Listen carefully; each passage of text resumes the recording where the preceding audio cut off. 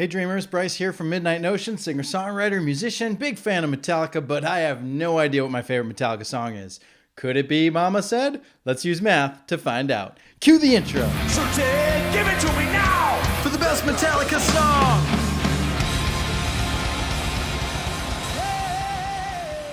Mama Said, track number 11 from the Load album, and a song that the band has only played twice, 2 times total. They were 2 days apart in 1996, and then it never came back again. So we'll find out why today. As we listen to the song together, I'm going to pick apart anything I find interesting, and then I'm going to grade it using the following categories: composition, memorability, emotional response, instrumentation, and lyrics. Each category is a scale of 0 to 4 with a grand total possible of 20 points. We'll find out at the end if it has enough to make it to the top 20. Make sure you hit that subscribe button, and of course, hey, keep an open mind on this one. I know there's a lot of hate for this record because it's a little different from what we're used to. When we listen to Metallica in order of release, we find that they kind of started experimenting with a more southern, more country rock kind of feel. This song absolutely falls into that category, but we're not grading it based off of whether it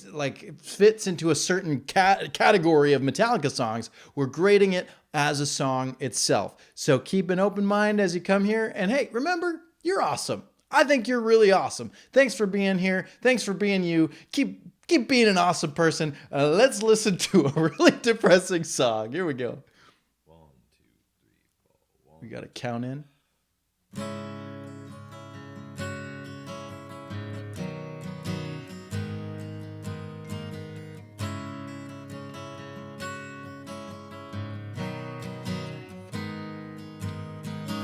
Mama, she has taught me well.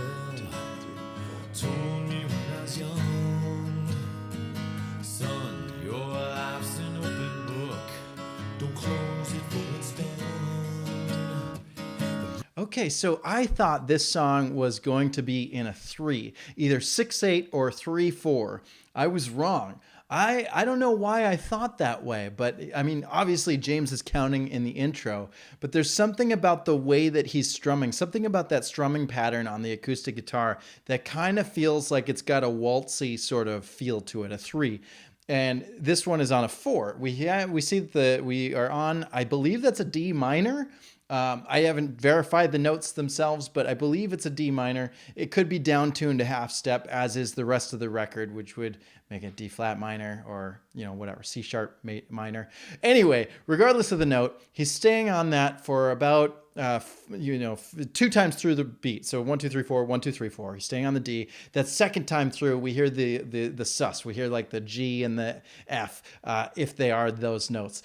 And then we come down to what I want to say it's like C and then A minor. I'm not sure of the exact note, but that's the movement he's doing.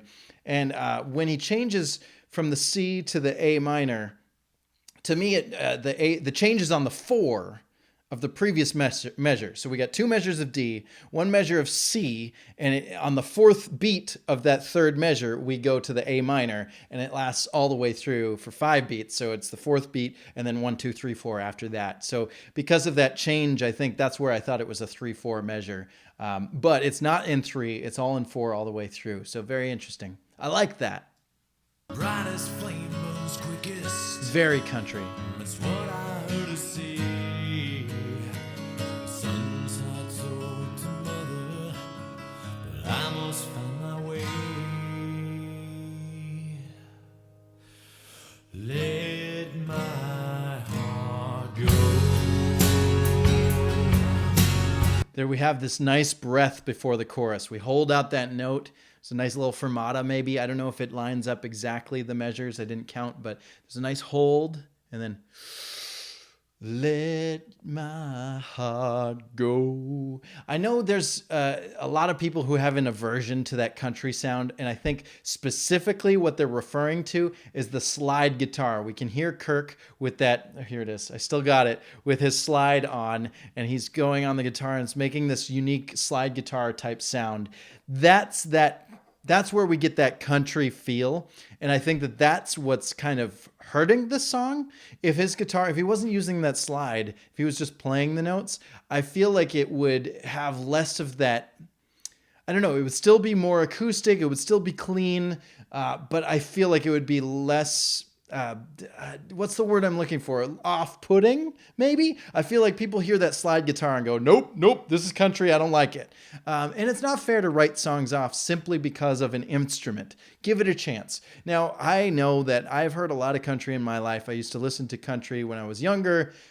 So it doesn't have, I don't know, it kind of carries that same feel with me today when I hear it. It's like, did you need a slide guitar? But and I also know that listening to this song as a young person, when I was in middle school, high school, when I was really getting into Metallica, I heard this and I was like, it's not for me. It took a long, long, long time for this song to grow. And I let my heart grow. See what I did there? I let this song grow. Maybe you should let this song grow a little bit. Maybe loop it a couple of times. It gets better each time. Now, maybe not every time, but it does get better. And I do appreciate what they're doing here from a musician standpoint. It's different. They're trying something new. Whether that's okay with their fans, whatever. It's not up to the fans. It's up to the band. They made the decision. Let their songs grow. Let your sun grow. Mama, let my heart go. Or let You know, he might be playing with sticks or rods or brushes. I feel like Lars might be playing with brushes on this song, because if you listen to the hits on the drums, especially the cymbals, they're doesn't have as hard of an attack on it. It's more of a and that leads me to believe that it's played with brushes. Let me get my brushes out. I'll show you some brushes. I don't have my brushes. I don't know where they're at. They're probably with my drum kit in the old storage unit, aka parents' house. So I guess no brush lessons for you. Basically, a drum stick is a long piece of wood. The brushes, it's a handle with metal strings coming out of it, and those strings kind of separate. They kind of make like they come out like this, right? They're not straight. They come out like this, and they have, because it's multiple long strands of metal. It's almost like guitar strings, really thin guitar strings. When he's hitting the drums, it's got a softer attack. It doesn't have that thwack that a stick has. Rods, on the other hand, it is wood, but it also like kind of splays out in that same way where there's multiple smaller pieces of wood. So it's got a little bit more crack to it, but it's soft. It doesn't have a thwack. It's got more of a So I don't know. What I'm hearing here is it sounds like brushes to me on all of the drums, but the snare does still have a little bit of a crack. So I don't know if they went in, maybe they sampled a snare, or if they recorded everything and then they recorded layered on top, recorded a normal snare. I don't know. But listen really close to the drums and let me know. It sounds like brushes. this heart be still.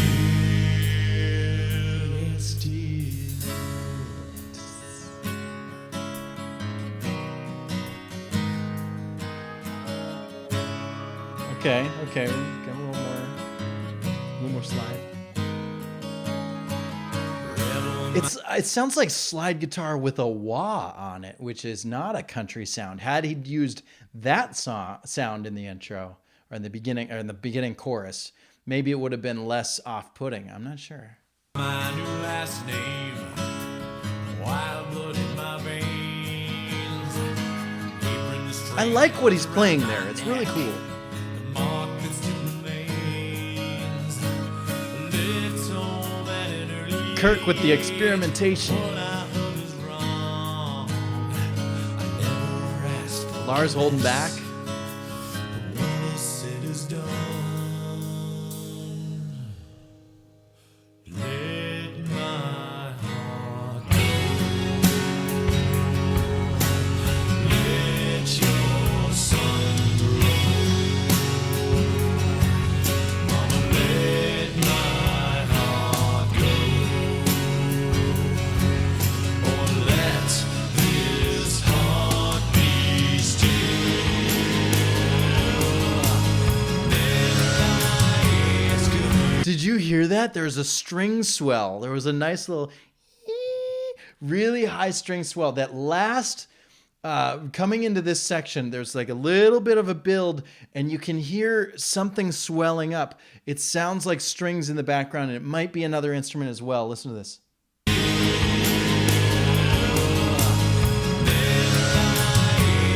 Maybe you can't hear it as well as I can, but I hear a swell of strings, and there also might be a slide guitar just slowly going up the neck of the guitar. So that's what I'm hearing. I think that's pretty cool.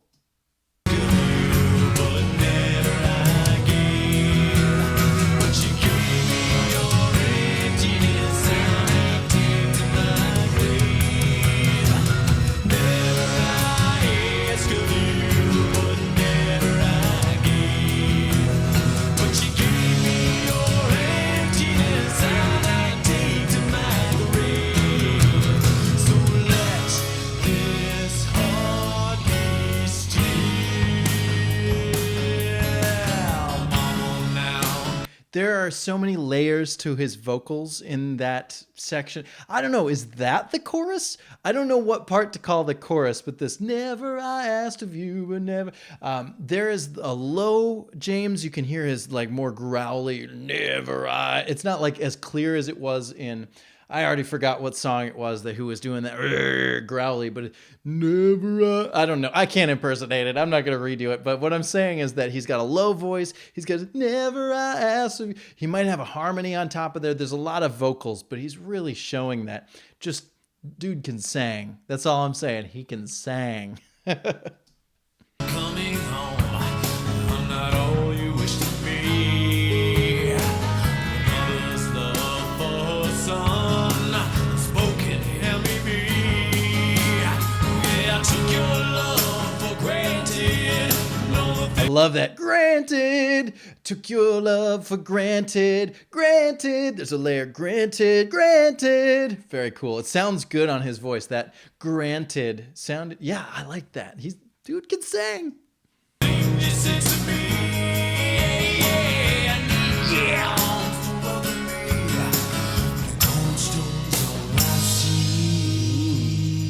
Little tambourine shake. Let my heart go. Let your sun grow. Mama, let my heart go. Or let this heart be still. Let my heart go. Yeah. You can hear the distortion guitars are in now. I love this. We have gone up, up, up, and now he's really letting loose. This song, I could see someone, if this song really meant a lot to you, singing this might be very challenging. I can hear where the influence of this song is coming from. We'll talk about it in the lyrics section. But I could definitely see somebody crying at this part.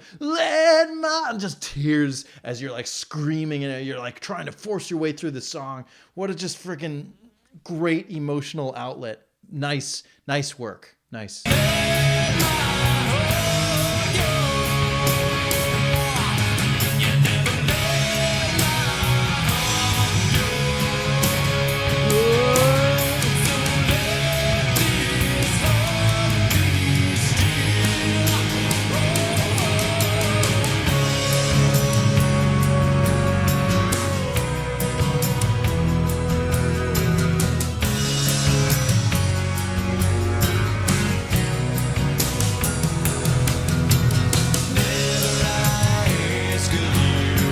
You know, I think it really could have ended there. I think we built to this big, giant moment, and he's just letting it all out. Imagine if that was the climax of the song, and it just, let my heart go. Hold it, hold it, hold it, hold it, hold it. Next song. I think that would have been very impactful. But the fact that we're coming back down to this section brings the points down for me, because that just ruined the climb. Never I gave, but you gave me your emptiness. to my grave. Never I ask of you, but never I give. But you gave me your emptiness, and I take to my grave. So let this heart be still. Okay. Okay. And there we are. We have reached the end of the song. I'm really bummed about that ending. But overall, there is a lot to be celebrated. We're not going to knock it just yet. So let's get to the points, shall we? Composition. This song started off really great. We have an acoustic guitar intro. We have Kirk just really experimenting with the slide guitar. Bass is there. The drums finally using something different other than his really massive freaking head sticks. Lars uses these thick. Lars doesn't use wood sticks, is what I'm trying to say. He uses these like graphite, like metal sticks. They're from, the brand is called a Head, and it's got like I think it's graphite, and then you wrap it in like a rubber, like there's a rubber piece that goes around it, and then the white tip screws on the top of that. And so what happens is that rubber piece gets worn out over time, and then you just change out the rubber piece, but you keep the main stick. I had them for a long time. I was using them, but I was actually breaking cymbals with them because they're freaking so heavy. And also because I was hitting the cymbals with the side of the stick instead of the tip of the stick, because that's what looks cool. Whatever. We won't get into my playing. We'll get into the fact that Metallica has something brand new here. Compositionally, there was a lot that was really unique to this song. I liked where it was going, but I'm really, really disappointed that it built up to this big climactic moment and then it went back to the chorus. And those of you who are songwriters out there, I want you to know that chorus can sometimes be limiting. You can sometimes feel in a song like, oh gosh, this part is really cool, but I gotta go back to the chorus, right? We've been told, we've been trained to believe that the chorus is the part that you like come back to. And so after 2 verses, you have a chorus, then you have a bridge section, and then you go back to the chorus. I want you to release yourself of that and know that you don't have to come back. Metallica has a few songs where they don't come back to the chorus. I have a few. My song, It's Over, I only do the chorus twice. There's 3 verses, 2 choruses, and then it's just over. Like the song title says. Even my song, The Lone Wolf, 2 choruses, and then an outro verse, and that's it. And the outro verse is different from the other verses. Allow yourself to remove that final chorus and go where the song needs to go. This song needed to end about a minute or so before it did, and it didn't. And that's really unfortunate, and it makes me sad. So compositionally, it's a negative score. This one gets a 1. Memorability. On the flip side of that, they did a lot of the things that make things memorable. We haven't talked a lot about this, but what makes something memorable? 1, repetition. You repeat it enough times, people will remember it. We have Let My Heart Go, Let Your Sun Grow. That theme repeats throughout the song, and it's repeated a number of times. Coming back to the chorus multiple times, really, really good way to do that.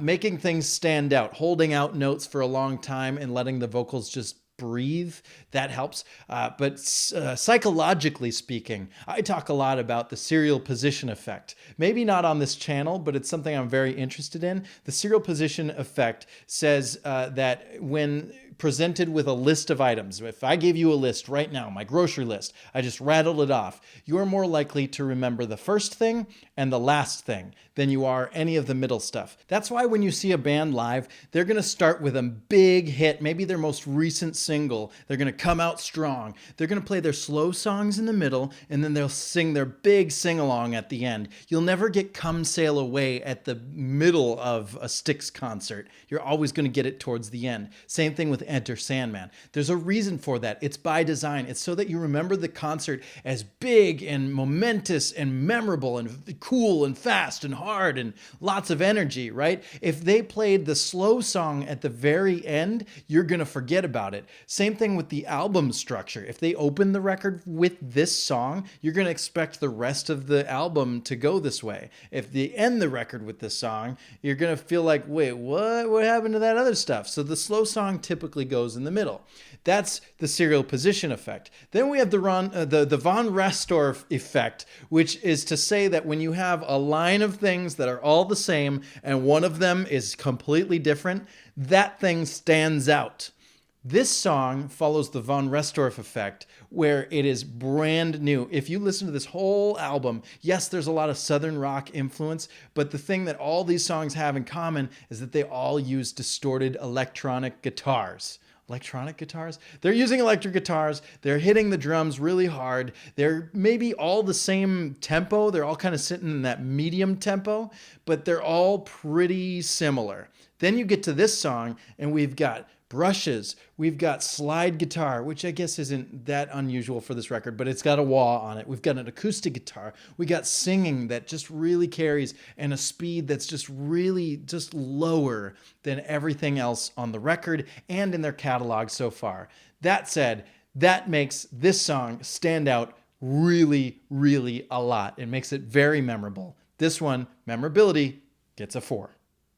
Emotional response. I was feeling really good about this song. It did grow on me over time. I do like it, generally speaking. However, I do have to say that drop at the end where they built up and they didn't come, they came down. I didn't like the come down. I liked the ending of the song, but I didn't like returning to the chorus. And that really, unfortunately, made me not happy. That really brought it down. I'd love to hear a recomposition of this song that follows what I was saying. We build up, just like in Nothing Else Matters, Fade to Black. All of them have this escalation and then they end big. Don't drop it back down. We don't have to go back to the chorus. So I'm really disappointed about that. So unfortunately, emotional response, it brings it down. I'm going to give this one a 1. Instrumentation. I'm really proud of you, Kirk. I'm really proud of you, Lars. Both of you trying something completely different. This song, it has slide throughout. In Bleeding Me, we had it as just a little section of solo. In King Nothing, we had a solo. But this one is almost throughout the entire song. He's got that slide on. And he's really playing with some things that kind of, it feels a little country western, but there's also maybe a little bit of a Hawaiian sort of beach feel to it. And so that's kind of neat. The brushes with Lars trying something new. Instrumentation, they're all doing pretty well. I don't think I have anything to complain about. I think it's fresh. So I don't know. Good job, Good job, everybody. Nice try. I don't know. I'm feeling gracious today. So instrumentally, let's give them a 3. Lyrics. This song breaks my heart. If you really look at the lyrics and you understand the context of what happened to James's mother, James grew up in a household. Don't let me be the story of James's life. I need you to go do the research and learn for yourself. But the basic level of knowledge is that his mother died of cancer when he was fairly, 18-ish.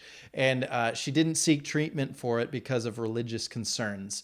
And I know that James felt very sheltered from life, that once he was out on his own, he wasn't prepared to deal with society, not just society, but just the world. There's a lot of things that his mom did not prepare him for. This song is him, it depicts a child wanting to grow and wanting to, Mom, let me get out. Let me do these things. These are important things.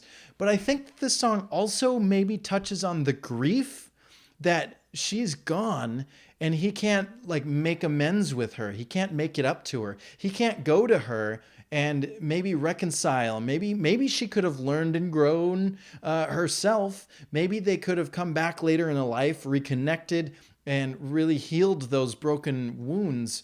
But that chance never came because she's since passed. And I feel like I hear both a son that wants to go out and grow and a son that is grieving the loss of his mother, and a son that is glad that he's out on his own, and a son that wishes that he could share this with someone who didn't let him do it in the first place. It's a really complex emotion. I've severed my relationship with my own father as of several years ago. I want to say 7 or 8. And I didn't actually grow up with my father. I was raised by a single mother. My relationship with my dad was I saw him maybe once a year. He'd give me a toy and that was about it. And it's not a healthy relationship. So even today, even though I don't see him, I don't talk to him, I don't communicate from him or with him, I actively told him I don't want him to be part of my life. Even though all of those things happen, I still wish that I had that father-son relationship that I never got. I was robbed of that. And because of that, what I experienced in my life, what James is possibly experiencing in his life, and maybe what you've experienced in yours, all that is really coming into these lyrics, and he's really crying out, and he's also telling a really heartfelt story. It means a lot to me. It affects me. I hope you can understand why it might affect James and other people in that same situation as well. So lyrically, I got to give him a lot of points for this one. That's a 4. And so Mama Said gets a grand total of 13 points, which is not enough to get to the top 20. It is in 38th place out of 58. So it's actually in the bottom 20. But it's on the chopping block in the reverse order, meaning it could maybe not be in the top 20 as we go along here. Let's take a look at that top 10. We've got one on the top. We've got Dyer's Eve just hanging on with all of its might. It's been there for a long time, and it's lasting. Good job, Dyer's Eve. It doesn't die easily, that's for sure. We got 2 ties on here between the 3-way tie of Puppets, Wolf, and Bleed, and we've got a 2-way tie between King Nothing and Through the Never. It's a pretty good top 20 list, if I do so say so myself. I think it's going to be hard to get up here, but I know for a fact that many songs are going to make this list, and they're yet to come. So now it's your turn in the comments below using my methods. Honestly, do the calculations, add it up, and see what score you would give this song. Let me know in the comments below. And if you're having dad problems, let me know in the comments below, because we need to bond over how bad some dads are. Rad. Anyway, do that. Or hey, you know what? If you have a good relationship with your family, tell me that too. I want to know. We can share the love. We don't all have to be hurting all the time. Make sure you check out Midnight Notion, my music. Maybe check out The Lone Wolf or It's Over to compare them to this song as far as not going back to the chorus. Let me know what you think of those. And of course, smash that subscribe button so you can be here tomorrow as we figure out what the hell the thorn is within us. Let's see you then. I'll see you then. Thanks for watching.